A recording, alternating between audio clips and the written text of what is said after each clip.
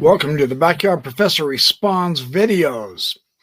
I have just listened to one of the most remarkable conversations I have ever heard on UFO disclosure with Diane Pasulka and Lue Elizondo. They are hosted by the Disclosure team, and it is a tremendously interesting discussion of many different facets. I'm going to pick and choose maybe 5 or 6 highlights of their conversation. I will definitely put a link of the description in my description below. And I would highly encourage you to listen to this utterly fascinating, fantastically enlightening conversation, where they also are saying big things are happening right now in the UFO world. And I mean right now, this weekend, among other topics that they discussed. Welcome to my new subscribers. Appreciate all of your support and help. All voices are being examined. I realize there are some people who don't like some UFO folks and others like others, etc. But we're all trying to get to the same goal of disclosure. And we all have the same idea that we would really like to know what we are facing with the UFOs. And so in the process of furthering the disclosure, we continue to share very valuable and very interesting information. Tonight is a very special treat. I am blown away at the power of this conversation. I only have time to share several highlights. Let's get going on this. This is really interesting. But do you really want a guy with a military and intelligence background prescribing to you or your family how you should morally or mentally or intellectually take this information? No, I don't think so. I wouldn't want someone telling me that. So I get it, and this is why I'm always very, very careful. And this is why again, going back to these types of forums, this is where you're going to solve those problems. You're not going to get it solved only inside the government with a government think tank. Half the time they're wrong anyways. So, I'm not comfortable with that. I'm comfortable with this conversation being taken to the streets, which is exactly what has happened, and it has been democratized. Nobody is more important and nobody is less important in this conversation. All voices count. Even the ones that don't want to have the conversation, their voices still count. Even the people that hate me on social media and accuse me of all sorts of horrible stuff, yes, their voice counts. Oh, I greatly appreciate this overarching philosophy that Elizondo is showing, because this is exactly my philosophy as well. I didn't get it from Lou. I've had this philosophy for quite some time in my life. I tried to share this philosophy when I was doing so much discussion on religion, specific religions. And it got me in some hot water, which is too bad, because it's the only way to make actual progress is have a democracy of ideas interlacing, exchanging, learning, and all of us expanding. So I very much appreciate that point of view from Lue Elizondo. It's a new year. There's been a lot happening in time. And I just wanted to see where people's minds are at the moment. So I guess my first question would be, where is your mind focused right now when it comes to the UFO UAP subject? It feels like something's coming. It feels like momentum is really moving. So either Lou or Diana, please, where's your head at right now with this? I'll let Diana answer that first, and then I'll jump in afterwards. Yeah. So I was really amazed. First, it's happening really fast. So I didn't expect this kind. I knew that at some point a type of disclosure would happen. Especially after the research that I did from 2012, and at about 2019, I published my book, and I was like, okay, so let's give this 10 years, right, and see how things go. Well, no, it was already happening, and so it's going exponential. And now with, I think AI is an absolute part of this. It's completely exponential. We're interconnected globally. People have phones that can take videos of things and share them. So, I mean, I was really, when Lue started this circuit of like going on Joe Rogan and people like that, I watched everything that you were doing, Lue, because I was fascinated. I actually had no idea that you were a non-believer. And so that was something that I think, kind of we share. Her comment here is extremely interesting. Things have grown exponentially. I know I've seen people saying that nothing's going on, nothing's new under the sun, and you're just not paying close enough attention. There is terrific movement going on. If this process is a process of a worldwide communication and involvement, then it's not going to happen overnight. Yes, it could take years, but just like Dr. Pasulka said, from 2012 on, this thing is growing exponentially with UFO disclosure, knowledge, information, and integration. This is going to be very vital for us to be able to assimilate the incredible new changes that are directly upon us right now for the next several years within our lifetimes. And so this gets very exciting. Do it. And so the churches are losing people, and and UAP comes along, and it's like, wow, the world is an amazing place that at least has some type of mystery to it.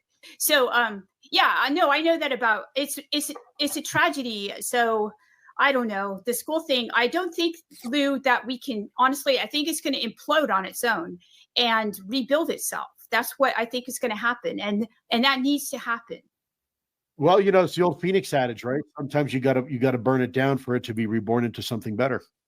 Maybe one of the issues when it comes to learning about the UAP subject is that there's just so many unknowns. How can we teach something we don't know the intent of what these things are? We don't even know where these things originate from. The origins, are they extraterrestrial, interdimensional? We're still having that debate. So could that be the roadblock that's stopping us from really? Certainly one of them. I would also say, I think our pride and ego. I think there's a lot of people there that want to be right. And in wanting to be right, they're not willing to accept alternative hypothesis. And they have their own understanding and idea of what this topic means to them. And that is a universal truth for them. Now, keeping in mind, there's differences between a universal truth and a personal truth. Now, for some, a personal truth can be just as real as a universal truth. So what do I mean? Well, gravity is a universal truth, right? It affects us all at 9.8 meters per second squared, whether you like it or not. And in my case, I definitely don't like it because I've been gaining weight.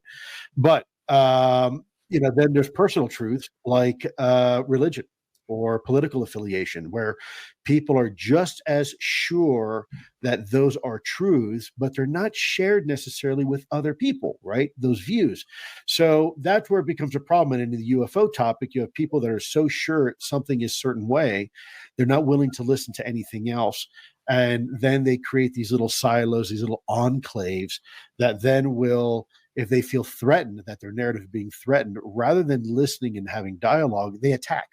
Right. And you have this weird, I always say that the greatest challenge to disclosure is the UFO community itself, sometimes trying to control the narrative and trying to make a little name for themselves at the cost of somebody else, and the infighting and the backbiting. That's why I don't get involved with it. I know there's a lot of people out there in social media think that I do.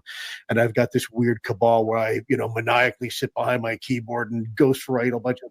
So I don't. It's a bunch of nonsense. These are people that, for whatever reason, I guess have nothing better to do, and they think that I have the time to actually sit there and make their lives miserable, which I don't. Sadly, I don't have that time. And if I did, I probably wouldn't do that anyways. But my point being is that we have a lot of a disparate, let's just say, group of individuals, and they all in their own little camps. And rather than working together and coming together and building a much bigger bonfire, they're too busy protecting their own little fire. And they don't realize that that fire is susceptible to the wind and to the rain. And if you want to keep that flame alive, stop hoarding it.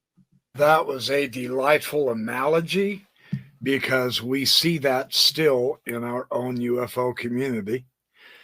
And I mean, it's tough enough just to get the word out to everyone else that this reality that is impinging upon us is happening and we can't stop it. And we're not ready. I mean, this is the entire premise which I began my UFO discussions several months ago with my very first UFO video. Is I think psychologically, there's going to be some serious challenges for certain groups of people, certain types of people. I think the same is true religiously, politically, economically, philosophically, etc. And in the process of finding people who are not as well adjusted as we might be in one or other of these areas, or more than one of these areas, there's going to have to be indeed some deep charity. We would hope understanding one another would be the priority rather than fighting and having infighting going on. So we'll see as it unfolds. It does appear, and these two have also added their voice to our cacophony of voices on the YouTube channels, along with all of the other UFO researchers. Things are hopping right now, and they're moving, and we're in it, and it's only going to grow. And this is starting out to be a bang up of a year, which may not slow down for a while.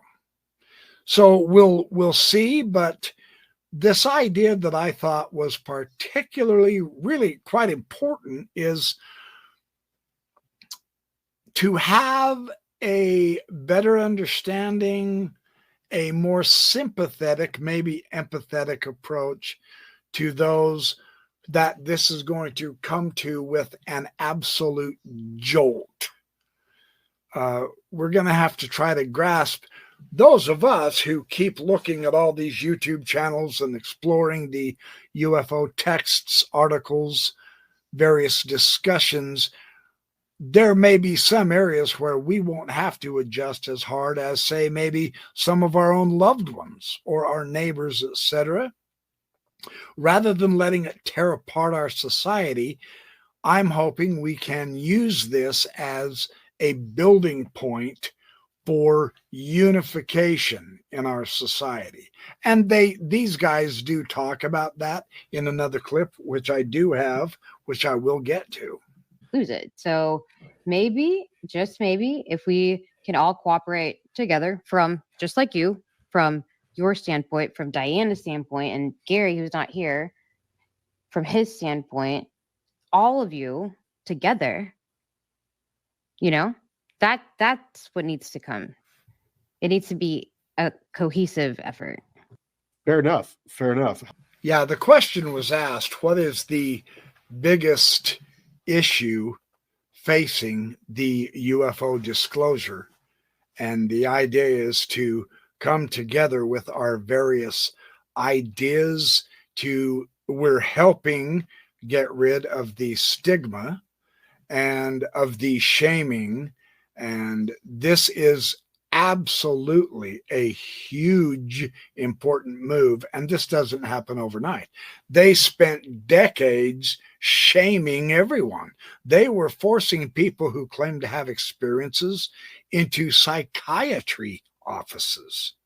Talk about a devastating psychological blow. Oh, I'm abnormal. I had that experience. When in point of fact, John Mack, as Diane Pasulka noted in this discussion, He showed these people are perfectly normal in every way except having that experience.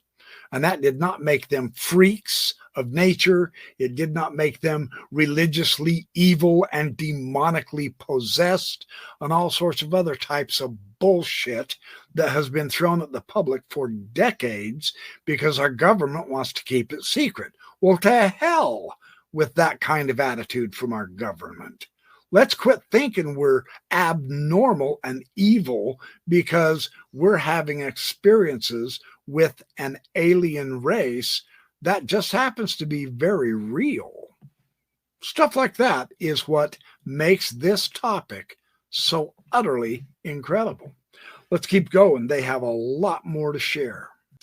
We could easily let people know that this subject can bring us together and it could really benefit humanity further down the line. But don't we also run the risk of repeating history by weaponizing this type of thing? 1,000%. And look, I'll be the first one to say it's hypocritical for me to say, oh, look how it can bring people together, because all you got to do is look at social media and see how we're ripping each other apart on it, right? On this topic. So, I could sit here all high and mighty and say, wow, wouldn't this be great to bring us all together? But in reality, someone's going to turn on and say like, Lou, have you actually seen the comments on your Twitter recently? So you're right. But I kind of go with what Lincoln said, and that we need to listen to the better angels on our shoulders. And I do think that, we can't allow ourselves to fall to the least common denominator, meaning however those people are behaving over there, we can't allow ourselves to do the same. We must take the high road, and we must live by living ourselves as an example of that, right? And that's tough, because why? We're human. We're not a Jesus Christ that's supposedly perfect and can do all this stuff. We're humans, and we're petty, and we need to eat, and we need to pay our bills, and there's things that we have to do. So you're right. It's a very good point, Vinny. But I am also a bit of a dreamer. I do believe, because I've seen it. Look how far we've come in 7 years together. When we do, the rare occasion we actually do work together, brother, it's beautiful. It's music. It's like an orchestra. Right now, you're walking into the back of band practice, and some kids playing on the recorder, and some other kids playing on the slide flute, some kids banging on the bongos, and it's a horrible racket. But man, you get the right conductor in there, and you get the right players and the right theater, and man, all of a sudden you have Mozart, right? So that is what I strive for. I'm not, I do believe we can play music together, and I believe that we do have that capacity if we can put our own prides and egos aside for just a little bit and stop trying to eat each other. We stand a really good chance of actually figuring this incredible mystery out. Look, if we don't figure it out, it's not the mystery's fault; it's our fault, because we don't have our shit together. Excuse my language. It's there. It's as obvious as it can be. It's no longer the issue's now with us. We are now have been given this figured out, and if we don't, well, then we got no one to blame but ourselves. It's not the UAP's fault. Yeah, that's very well said. Together, we can solve this mystery. If we're going to constantly infight with each other and demand that our own particular theories are the only correct ones, and all the rest of you guys are naive and you're uninformed, etc., because quite frankly, we're all pretty naive and uninformed, me probably foremost. But we're processing the information, we are assimilating it, we are learning it and expanding it together by sharing our ideas. That's how society can function for the elevation of the whole. I like that. Personally, I like that philosophy very, very much. Let's keep going. Diana, definitely comment on this. Yeah, so I think that Lou is right. I think that I love the idea of, listening to the better angels.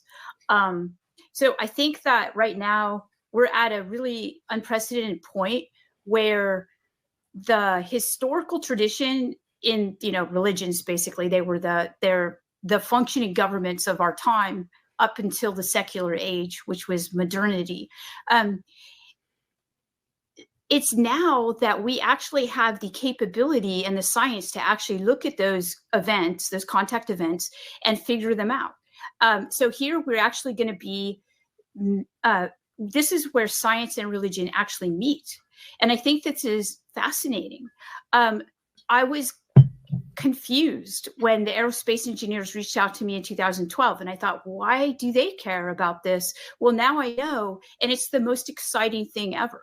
So this is what is ahead of us. I don't know what's going to happen, Lou. You know, I can't wait to find out, you know, what's coming.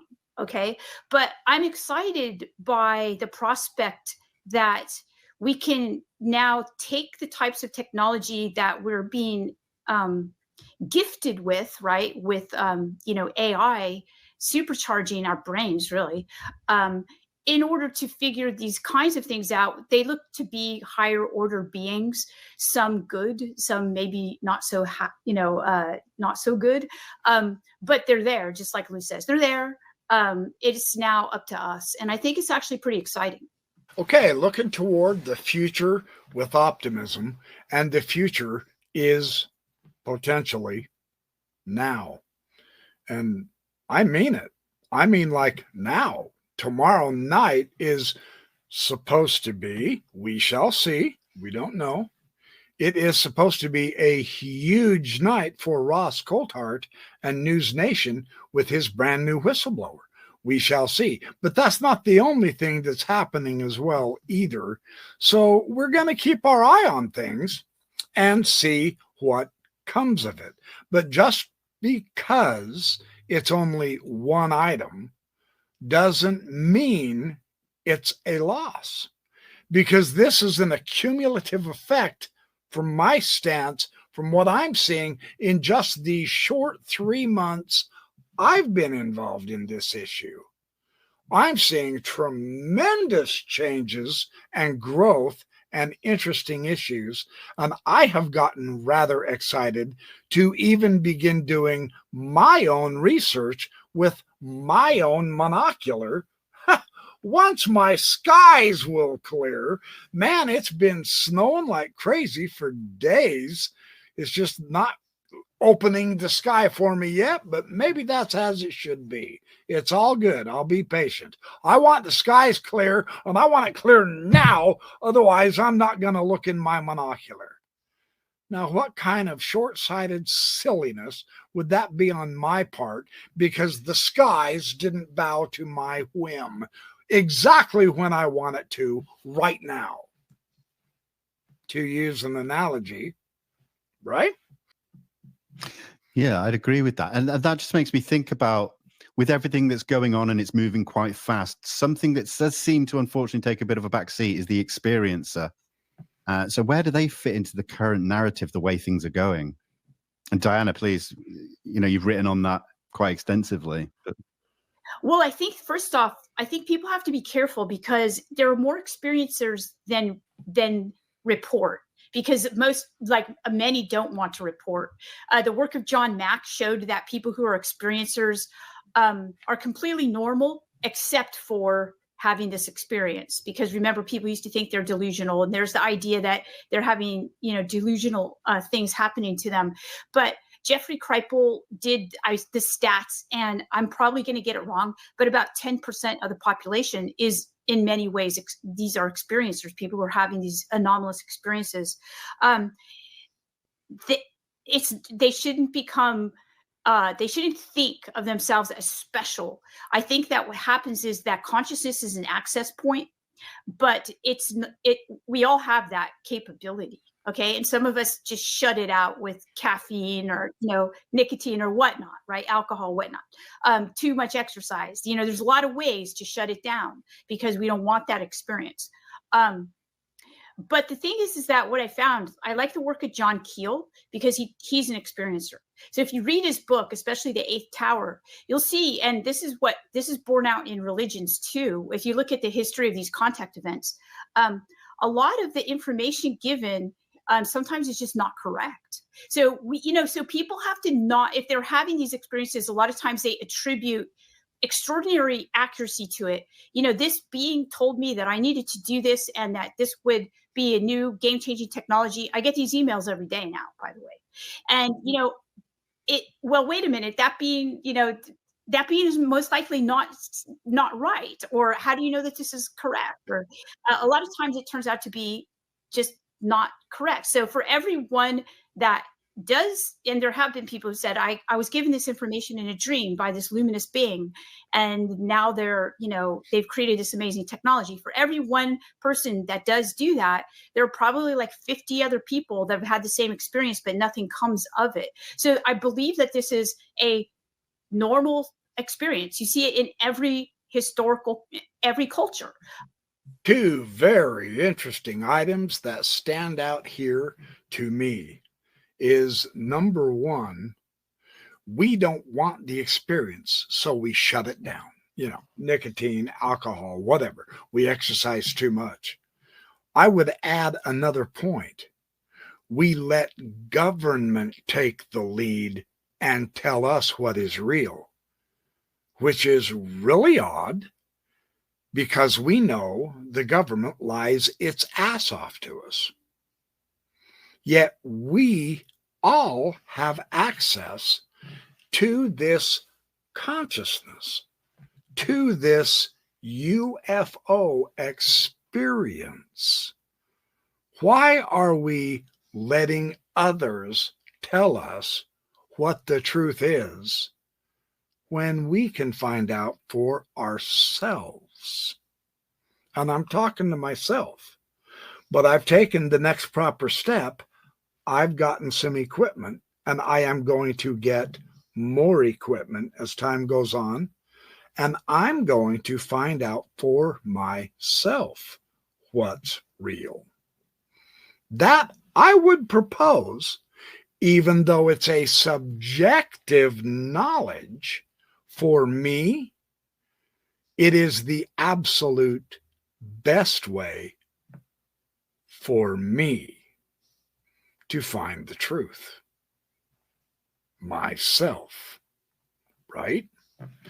And her second point that was quite remarkable is that if you do have an experience with one of these light beings, etc., and it tells you something, or it even instructs you to do something, we have a tendency to ascribe supernatural power to that being, and it could very well be wrong.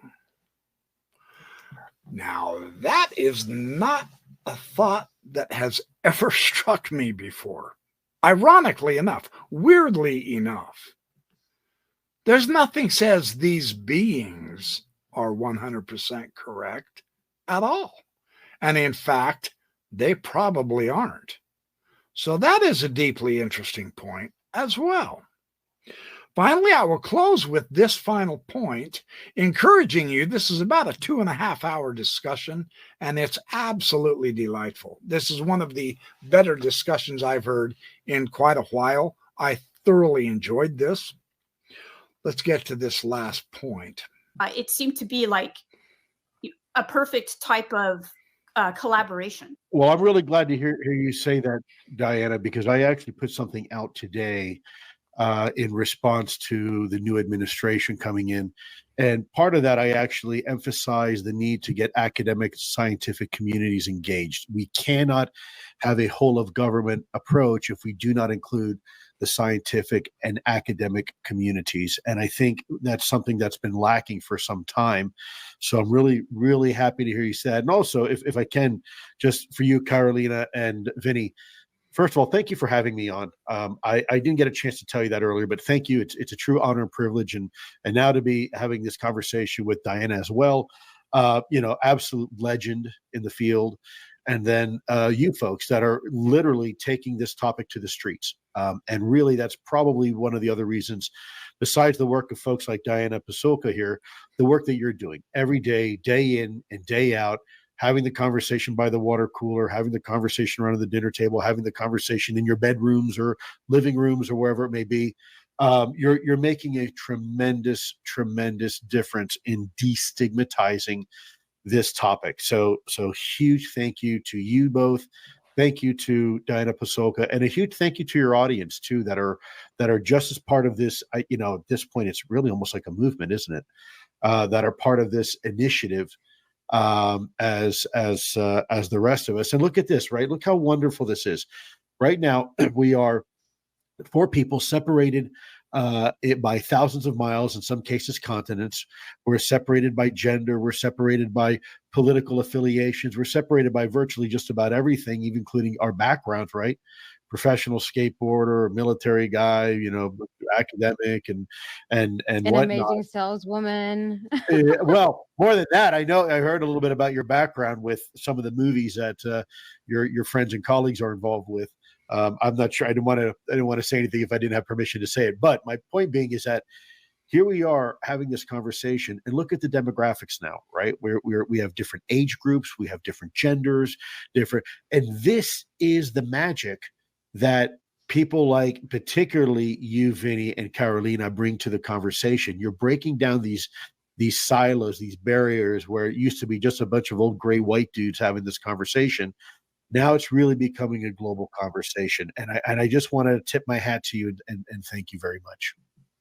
Now that is a gigantic change.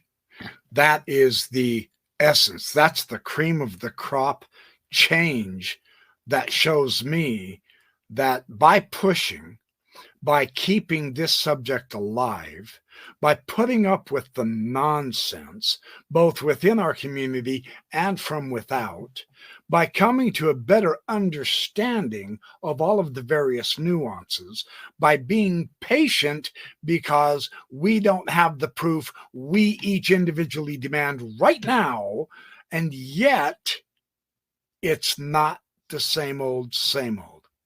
It is not. Lue Elizondo has one of the most poignant points I have ever heard. Today is different.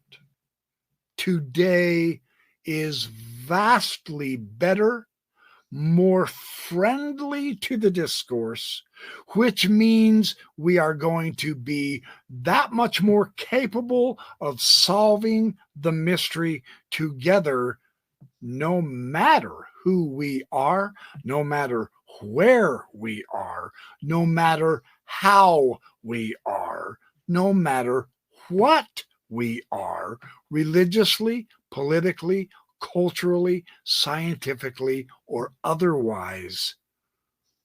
This gives me hope. This is why it is a good pleasure of mine to dig into this subject, to share new information as I acquire it with you, my audience, and to ask you to share it with everyone else. Keep coming back for more fun and joy. I enjoy your comments and conversations. I enjoy the emails. I enjoy making these videos. I enjoy learning most of all, because what is more enjoyable way to spend your time than solving a puzzle, solving a problem? Let's use our minds. Let's try to come to a deeper understanding of the cosmos so that we can do exactly what the dictum of Socrates was: know thyself. That's the most important knowledge.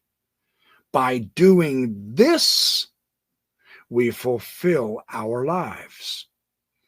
And I can't argue against that particular philosophy, because that's what we're all after: fulfilled lives. We can do it together, and we are doing it together. That's what makes this topic so perfect, in my opinion. And it's worldwide. It's not national. It's not small and tribal, narrow-minded thinking. No, it's global. It's the whole human family together in this, because the cosmic mystery is beckoning from without, and we get to respond to that. It's a pretty exciting time to be alive.